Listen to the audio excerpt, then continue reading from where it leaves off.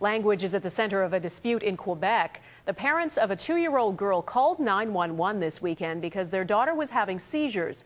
When the paramedics arrived, the father ended up in an argument with them over whether to speak English or French, leaving the family upset, believing the whole episode had a political undertone to it.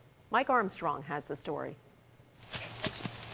Little Ella Bergeron had been feverish for a few days, but Saturday took a frightening turn.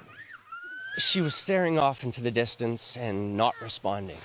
The Bergerons called 911, but Ella's situation worsened. Mild convulsions at first, then more serious. Paramedics arrived and they did work to help Ella, but there was also some sort of an argument with one of the paramedics over language.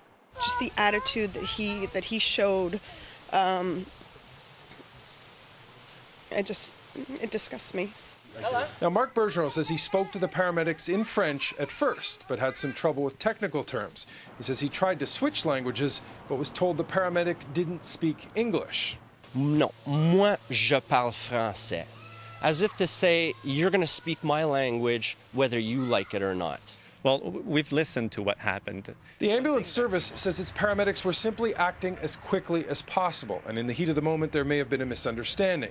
It says the paramedics knew the father spoke French, they understood his English, and they needed information urgently.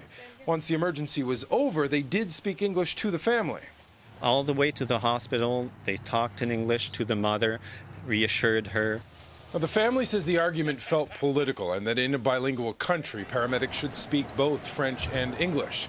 Well, Quebec officially isn't bilingual, and there is no requirement that all paramedics speak both languages. That's also the case across Canada, including Ottawa, the capital, and in New Brunswick, the only officially bilingual province. In fact, New Brunswick has both unilingual English paramedics and unilingual French paramedics. Well, I think that that people in a position of saving people's lives should definitely be able to communicate in both official languages. The ambulance service is investigating the family's complaint, but says it hasn't seen a problem so far and will likely close that investigation tomorrow. Mike Armstrong, Global News, Montreal.